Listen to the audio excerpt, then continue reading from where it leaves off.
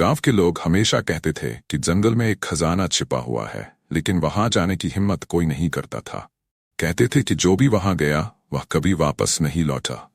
लेकिन राधिका, एक निडर और साहसी लड़की, इन कहानियों से प्रभावित नहीं हुई। उसने तय किया कि वह इस रहस्य का पता लगाएगी। एक सुबह राधिका ने जंगल में प्रवेश किया।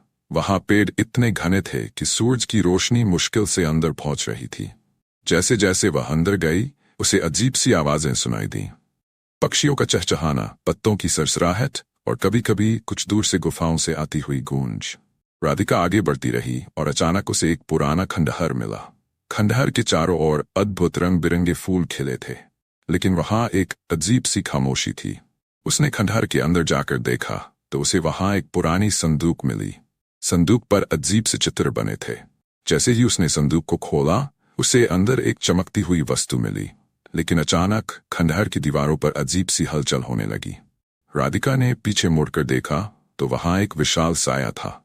वह साया धीरे धीरे उसकी ओर बढ़ रहा था। राधिका ने डरते डरते पूछा, तुम कौन हो? साया बोला, मैं इस जंगल का रक्षक हूं। तुमने मेरी शांति को भंग किया है। राधिका ने कहा, मैं खजाने की तलाश में आई थी, लेकिन मैंने कुछ गलत नहीं किया। मैं केवल खोज रही थी। रक्षक ने कहा, इस जंगल का खजाना केवल उन लोगों के लिए है जो इसके रहस्य को समझते हैं। तुम्हें यह समझना होगा कि असली खजाना धन नहीं, बल्कि ज्ञान और समझ है। राधिका ने रक्षक से कहा, मैं समझ गई हूं। मैं यहाँ केवल अनुभव और ज्ञान के लिए आई हूं।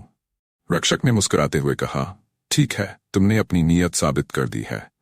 अब तुम इस जंगल का रहस्य जान सकती हो। फिर उसने जंगल के कुछ गुप्त स्थानों का खुलासा किया, जहां अनमोल ज्ञान और जान के भंडार थे। राधिका ने उस जान का उपयोग किया और गांव लौट आई। उसने गांव वालों को बताया कि असली खजाना केवल धन नहीं, बल्कि जान और अनुभव है। उस दिन से गांव के लोग उस जंगल को एक नए दृष्टिकोण से देखने लगे।